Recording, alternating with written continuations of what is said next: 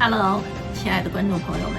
又和大家见面了。今天呢，我们要聊的这个话题呢，是相当的重要哈。前两天我看有一个人写了一篇文章，他说温哥华正在变成诈骗之都，我很有感受。一个就是我们大家都深有感触的，就是诈骗电话，他们伪装的特别像。有时候我的手机突然来一条消息，上面就说我妈经常跟我聊起你哈。说的就跟真的一样，反正各种话术吧。说到这儿呢，我想跟大家说一个特别重要的事情，就是我前几期做了一个节目，是我一个认识10几年的朋友，不是好朋友，但是朋友。他呢试图把我骗去缅北哈，这个事情实际上我想了很久想不通，因为在我理解，一般骗去缅北的人都是年轻力壮的人有可能是嘎腰子。但是我错了，就是我这个节目播出以后呢，一下子赢得了将近8万个观看量有1000多条留言，那时候我都看不过来了。其中有一个台湾女士的留言引起了我的注意，她就是被她一个还很不错的朋友骗去了缅北。当时也是说他急于找工作，在温哥华失去工作了以后呢，一个女朋友也是认识2、3年了吧，很聊得来，在网上天天聊天完全没有戒心了，一起出去旅游了。结果等他回到温哥华了以后呢，这个女士又联系他，就说我告诉你个好消息我帮你托熟人给你找到了一个高薪的工作，是一个总裁助理。你一听这个有点像个短剧的名字，总裁助理狗血短剧的名字但是他当时相信了。为什么呢？因为这个套做的太好了，所以他就上当了。然后他就按照那个时间就去了以后一切都没有异样。这闺蜜来接他，然后又换成了一辆车。这闺蜜就说我就先不去了，就祝你一切顺利就结果换成了一辆车以后就开始不对劲了，走到一个比较偏远的城乡结合部，然后又换了一辆车。他就觉得不对劲儿，这个车呢走了4个多小时，他就开始再找那个女朋友，没了这个人，她的闺蜜就消失了。这下他意识到被上当受骗，但是已经来不及了就这样就误入了缅北的某一个园区吧，园区很多他很绝望，因为他也不认为自己是被骗去嘎腰子的就是要让你交赎金。然后还有另外一个女士也给我留言，她也是被别人骗了。这个女的骗她的就更惨了，是她的亲戚，就是温哥华的亲戚骗到缅北去，最后也是交了赎金就是我的事情再加上给我留言的这2个事情，这是切切实实的，这已经是3件事情了巨细的我就不说了，大家可以回过头去看我那期视频温哥华的诈骗现象呢，近年来层出不穷，诈骗的手法呢也越来越高明，甚至超过了缅北诈骗集团复杂的套路。你比如说温哥华有一些很帅的小哥或者是中年人，他们来路不明，你不知道他从哪突然冒出来一个长相也挺有味道的很成熟的，然后要么是艺术家，要么是作家，要么是一个成功的 CEO， 年纪轻轻就可以躺平了的这种人，他们开着顶级的豪车，也不泡妞这已经很 low 了就是非常注重健康，注重养生，然后每天秀肌肉，在那个健身房撸铁，要不然就是去参加一些非常高档的音乐会，交响乐的还不是什么普通的那种摇滚乐非常有档次的，而且说的那些话也都很有水平。那上钩的人其实挺多的。根据2025年最新数据，温哥华警方报告，自今年年初以来，仅银行卡诈骗就导致超过1200万加元的损失，比去年同期激增了很多倍。加拿大的最多的诈骗呢，就是通过电话、短信、电子邮件、社交媒体冒充各种身份实施诈骗。这个呢，听起来我都知道你们这些人是骗子，怎么会上你的当呢？事实不是这样的，是很多人都上当了。我就收到过电话短信说我是谁谁谁，原来特别熟的一个移民公司的人，我们很熟，而且我对这个女士的印象还挺好，一天疯狂的给我打了8个电话。我们俩还有微信，我就特别奇怪，我就说你到底有什么事儿呢？因为我每天微信里都很多信息，我也懒得回，除非特别重要、很熟的人，或者是我们正在合作的人。但是他来了这么多电话，我想我们俩明明有微信，我就问了他一句，我说你为什么拼命给我打电话？他说啊，没事儿，可能是电话误拨的，就是特别的不正常，因为他的电话号码在我的通讯录上，所以不能被拦截，所以他就一直进来，就特别急。其实这是一种心理战术，这心理战术呢，就是我打一个你不接，两个不接，三个四个，最后你终于心理防线崩溃了，你叭就接了，这一接就坏事了。后面肯定是有根据你量身打造的把戏。后来我简单的思考了一下，我就把他从通讯录上直接拉黑了，微信我也删掉了。但是这个人就再也没找过我。其实他是知道我的电话的，因为他能一遍一遍的给我打，他还可以换一个号码再给我打。但是他没有给我打，就是他想到我可能已经识破了这个把戏，这都是身边发生的实实在在的事情。还有一些就是说认识4、5年的人，尤其是温哥华那个女士们，她们都是属于这么一个派，那么一个伙，总之都是一伙一伙的吧。在一起，他们每天在一起吃喝打麻将哈。其中有一个女的说，他们认识5、6年了，玩的特别好，在一起吃饭啊什么的。突然那个人说，他们直销大批的货物去中国，要付一个款项，暂时就是说麻烦你给付一下这个钱啊，我第2天我就转给你。玩的这么好的姊妹，你说弄个4、5万加币也不是什么大事儿吧？然后他就替这个女的把这个钱垫上了，结果呢就出事儿了，好像还在打官司吧。然后他就说那是他买的。总之这个套路真的是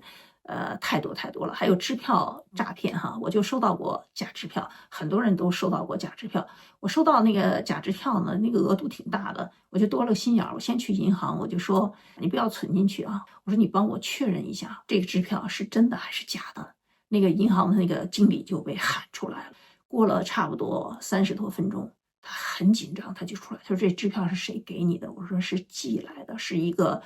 交易，一个买卖，我们出售了一样东西，比较值钱的一个东西哈。对方就马上买了一张支票，那个银行的经理就跟我讲说，你就保持警惕吧，这个支票是假的。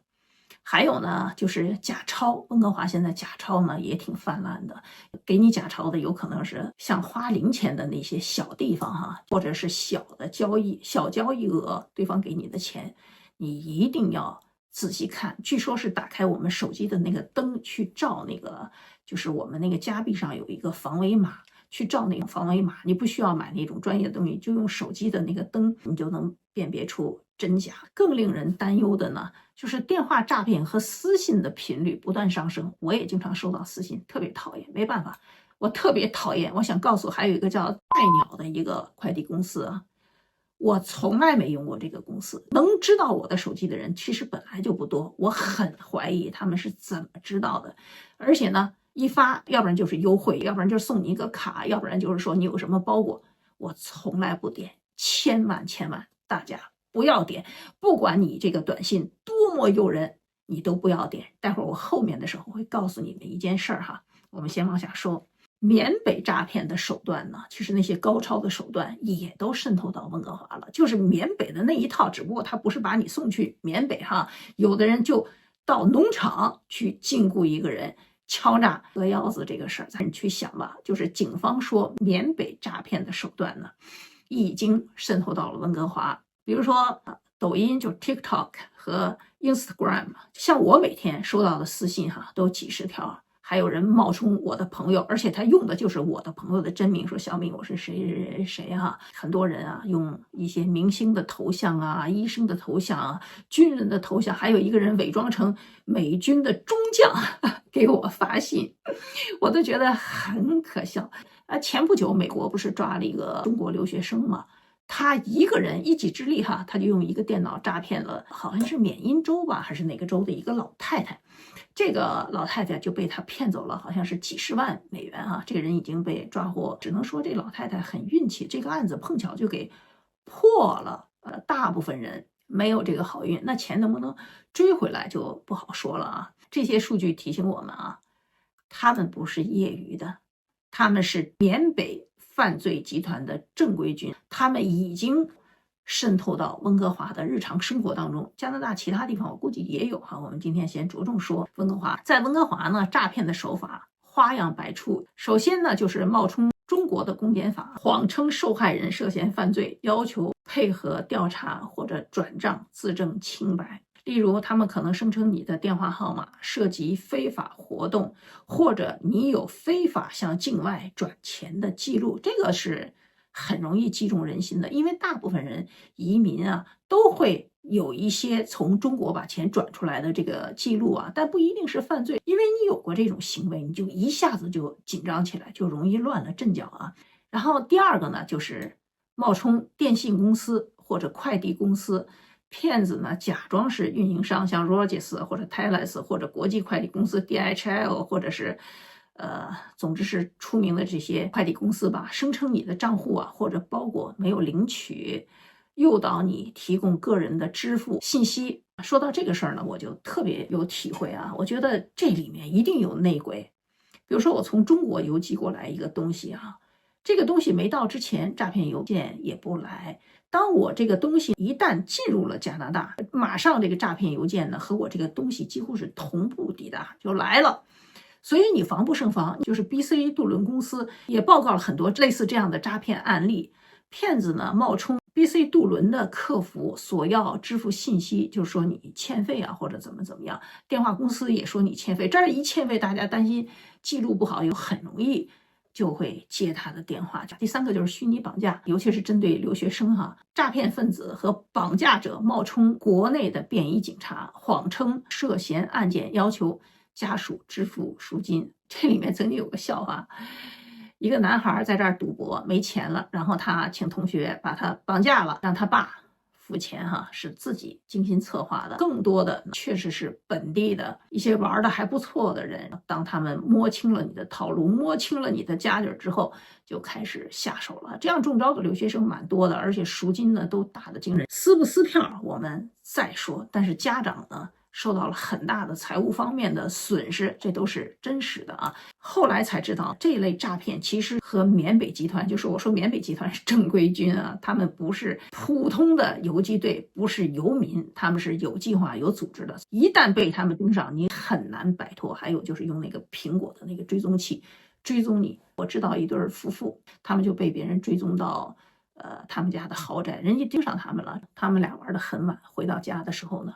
刚打开车门，从两边突然出来4个绑匪，就把他们摁住了，然后把车库门一关，在里面大肆搜啊，金银财宝、珠宝啊、包包啊、现金啊，还有一些有名的字画和一些收藏品啊，一抢而空。倒是没被撕票，他们还算幸运啊。就是前面说的都是老套的，但是一直有人上当啊。第4个新型诈骗技术呢，就是 AI 的语音深度伪造。有留学生家长接到留学生的电话，跟家里救急，让家里赶快弄钱，说自己干了什么事，急需一个钱，你今天24小时之内，或者是更短的时间，必须把这个钱打到我的银行账户上。大陆的那个反诈软件也宣传过这样的事情，但是这个事情现在也来了温哥华，尤其在华人圈里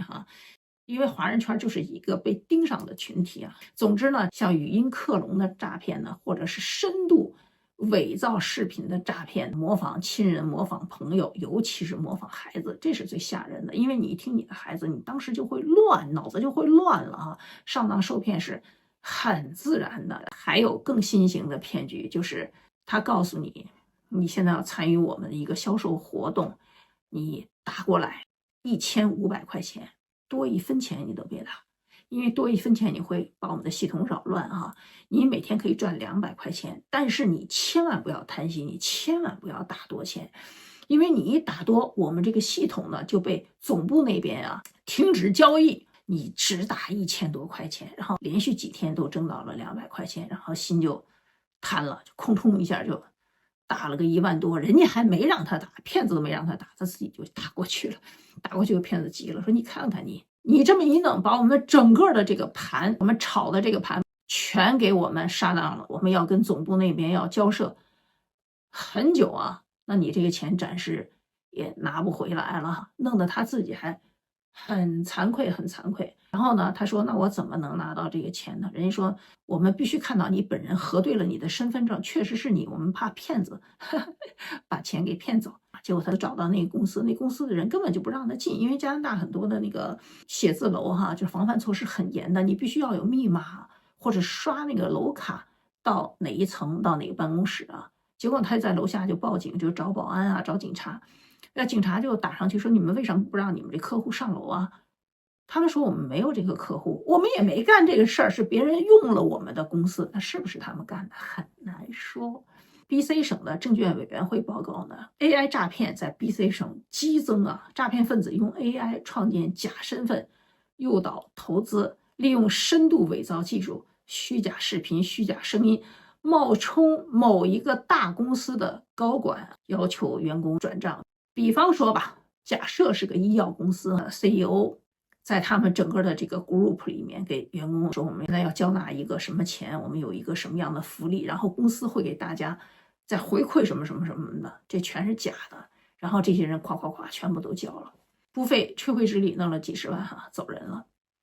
更可怕的呢，在 BC 省现在出现了针对房地产市场的用 AI 的这个技术伪造房地产文件，一个房子被卖了很多次第五个就是说，投资理财的诈骗分子呢，也是通过高回报、低风险的投资项目呢，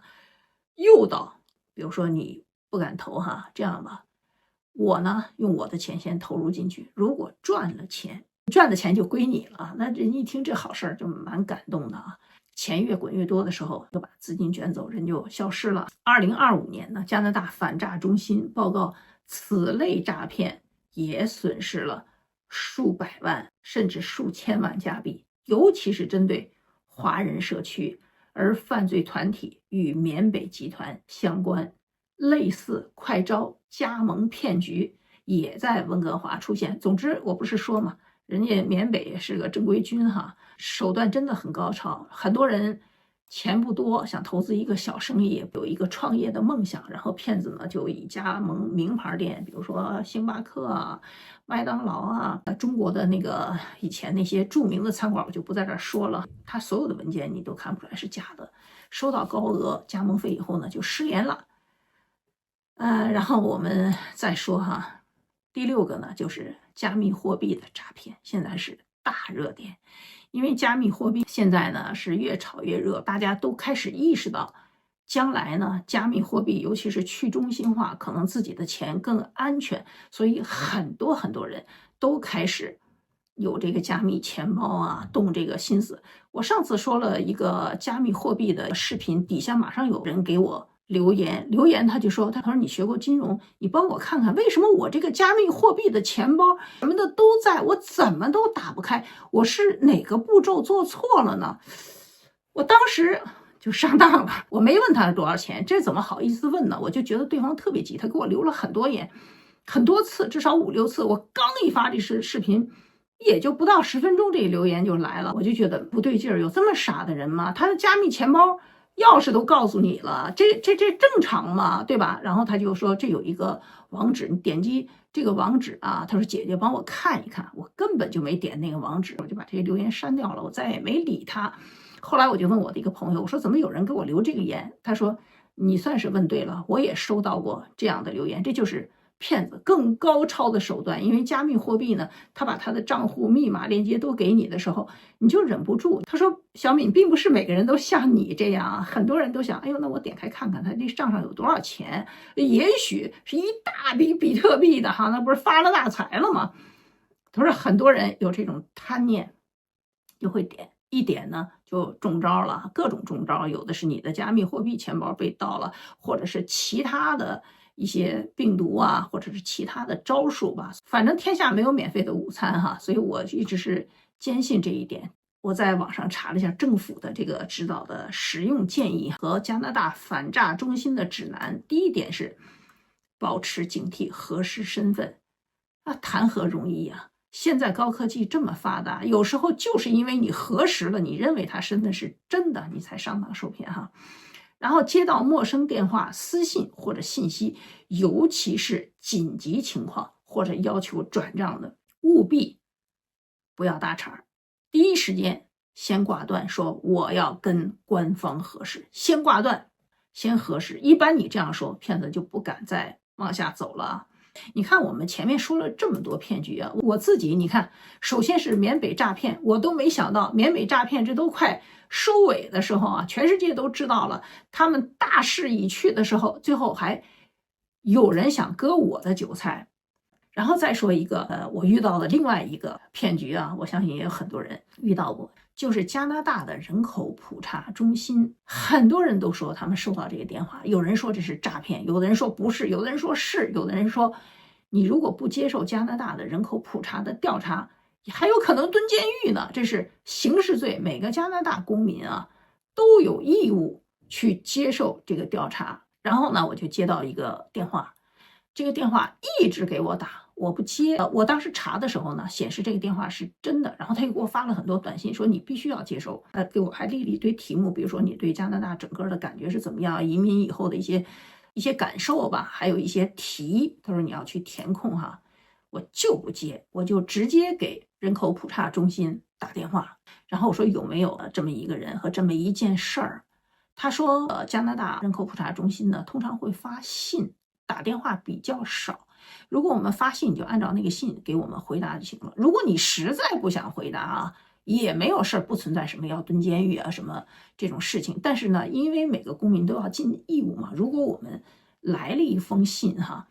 这封信呢要求你去填写这些内容的话呢，那最好协助我们。但是在这封信里，我们不会要你的隐私，我们不会要你的身份证，也不会要你的什么银行卡信息啊，什么 driver license 啊，就是你的驾驶执照这些敏感信息不会要。我们只是要让你填这个表。你知道现在的电话号码，它可以轻易伪装成各个政府的电话哈，一模一样的。如果他跟你提出要你这些敏感身份信息，那这个人就是骗子。如果要遭遇了诈骗呢，就是立即联系当地的警察。中国公民刚才说了，联系中领馆哈。然后加拿大的反诈热线的电话呢是18884958501。我把它打在这上面哈，大家记住这个电话。以下呢是几个温哥华的受害者的真实案例。先说有个留学生，我们不说名字，就说小李啊，他刚到温哥华就接到了中国公安的电话，称他涉嫌洗钱犯罪，然后小李被要求转账10万加币自证清白。因为他刚落地温哥华，不想惹事儿，他在恐慌当中呢，他怕中国的公安局又到加拿大这边来找他麻烦啊。是不是真能找麻烦咱不知道，但是他作为一个留学生，也许他将来想留在加拿大，不希望有污点，那他肯定是害怕的，吓得要命。然后小李呢就马上就转了这个钱，转完这个钱他冷静下来，他马上就意识到有可能上当受骗，然后再给警察局打电话，警察局就告诉他你100%是上当受骗啊。这件事儿呢就给他的留学生活从一开始就带来了巨大的阴影。第二个呢就是真实的，我们现在说的都是真实案例。加盟骗局受害者呢姓张，他看到了一个知名汉堡品牌的加盟广告，承诺呢低成本高回报。他支付了5万块钱，因为他们有时候一个加盟店要几十万，他们就一伙人，就经常在一起玩的那些姊妹哈，那些朋友，经常在一起吃饭做饭的，在一起走动的那些妇女，他们就一个人出5万。他也出了5万，然后后来发现所谓的总部根本不存在，那些人后来都消失了啊。张女士很后悔，她没有去核实这个公司的资质哈。这些故事呢，就是提醒我们啊，让我们深刻的要意识到，缅北诈骗集团的正规军杀到了温哥华，然后他们迅速的扩展了一些我们周围熟人的网络。和这些人吃吃喝喝，许诺他们给他们高额的回扣啊，这些人也就昧着良心，开始辅助他们去做一些局，去养一些猪，然后去杀猪。最重点就来了，我们现在要说的就是防范措施了。我觉得这些防范措施虽然很简单，没有官方说的那么复杂，但是很实用。第一时间挂断电话，告诉对方说，那我先去你说的这个部门去核实，不管他说的是警察局、政府办事机构、医院、银行，还是要加盟的知名的汉堡店，都要先打电话去核实。你这样一核实，那骗子基本上就殉刑了，他就不再露面了哈。第二个就是我个人的很深的感受，就是说你稍微感觉不对的东西，你就不要搭茬儿。我觉得这一点是最重要的。你看我啊，每天收到大量的合作的信件，大量的短信，大量的，哎呀，就没法说了。我就是三不：不看、不点、也不接。我只有我认为非常重要的人打电话，而且我都跟他们讲，跟我打电话之前预约一下。不要直接打电话，直接打电话我都不接。我有录音留言啊，你可以留言说你是谁哈。所以呢，当你不接、不点、不见的时候，你的风险几乎就快等于零了。然后呢，就是很多人说，哎，小敏，我们今天有个特别好的聚会，来的都是一帮大佬，特别有钱，他多么有影响力、有宣传力。他最近发起了一个活动，我们都参与哈，说很多人，哎呦，都赚到钱了，赚多少钱？我说别跟我说。我可以了，我不要赚那么多钱，而且我也不喜欢热闹。你们吃吧，你们玩吧，能推的我都推了。就是所有这些不是让我觉得100%经过研究考察可以投资的项目，我都会远离。现在最可怕的呢，就是深度伪造的孩子的脸，家人就是最亲的人的。他的脸和声音，我觉得这个是最可怕的。因为声音，你看像软件里面那些剪接软件里面都有什么葛大爷啊，那我们和这些人都很熟哈，一听还真的就是葛优的声音，没有什么两样。如果他假装成是一个葛优打来的电话，一般人你可能会信的哈。怎么区别呢？就是我自己有个心得，我很想跟大家分享，就是你们家的人，你要反复强化孩子、老公或者老公告诉妻子，就是你们家的人最亲近的人，亲戚都不要，只是你们家最亲的人哈，你们要设定一个密码，比如说这个密码是你吃了吗？如果打电话第一句跟你妈妈说你吃了吗？哎，这一想这就是自己人了，你知道吗？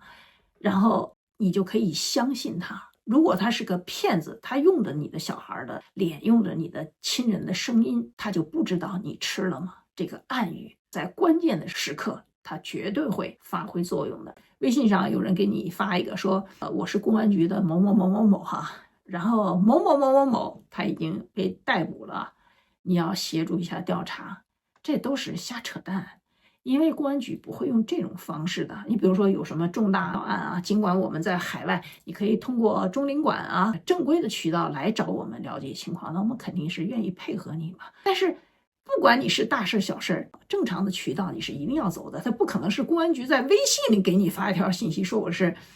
公安局的谁谁谁已经被逮捕了，你要配合调查。我想去你的吧，配合什么调查呀？配合调查，你会跟我要账户号码吗？会跟我要什么吗？这不是很滑稽的事情吗？对吧？如果他能从微信里告诉你要配合调查，那你的微信早都被他看了一个遍了，他能把你的微信和某某某人的对话都了解得一清二楚，那你还用着你配合调查吗？如果再上升到一个更高的级别，你比如像恒大集团那种大事儿哈，如果你真的是和这类事情有关，他一定会找中领馆，一定是通过正规渠道来找你哈。你看网上公安局也都在辟谣，说不会通过微信去索要你的个人隐私啊。最后要跟大家说个笑话啊，温哥华的一个女孩她跟我们说呀，她说温哥华呀真有可能是成为下一个缅北的。有一次接到了一个电话，她说我呢打的时候他们中文客服特别忙，就说你可能要等候40分钟，说你可以选择我们给你打回去。那他就想，那我就选择打回来吧，因为我要等40分钟，要上课，有什么很多事情，那打回来，那这是最好不过的哈。结果呢，过了一会儿，没到40分钟，就有一个人给他打回来。他一直对这个事情感到很吃惊，他是怎么知道的呢？他就是知道了，然后就把电话打回来，用英语跟这个女孩说，然后这女孩说，哎呀，我的妈呀，说这个英语比我高中同桌的同学，比印度三哥的英语还蹩脚哈。你跟他说普通话，那普通话那叫一个流畅逻辑清晰，而且粤语、四川话、河南话哪儿的话他都能跟你对接上，就怕你听不懂，你想说哪儿的方言咱都可以。他们比政府还贴心，然后呢还告诉你我们还有法语服务。但是如果您是说中文的话呢，那请问你是要粤语服务还是要四川话？说到这儿就露馅了，这女孩就觉得这太不对劲了，在加拿大怎么会说你要不要四川话或者东北话或者河南话的服务呢？这一看就离谱，穿帮了哈。加拿大政府打电话绝对不会说中文的，加拿大移民局、税务局、快递公司、银行、警察都不会主动跟你说中文，更不用说四川话、粤语、广东话，那都是不可能的。所以这就是骗子。他到现在还纳闷的就是他为什么给 TD Bank 打过去，让他等电话的时候，这个骗子的电话就进来了。这可能是高科技的手段啊！不管是政府谁打来的，先要去核查。然后就是任何链接，手机里的链接、电子邮件里的链接、微信里的链接、网站上的链接，任何链接都不要点。我就是多少年我从来都不点，有什么稀奇的呀？再一个是你看骗子的电子邮件，你比如说有个特别有名的公司啊，这个公司给我发来一封信，因为他知道我是做媒体的嘛，那他这是一个非常大的就是 AI 的那种高科技做影像的这个公司呢，发来一封信，就是要求我和他们合作。我立刻就知道它是假的。为什么？这种大公司它的电子邮件的后缀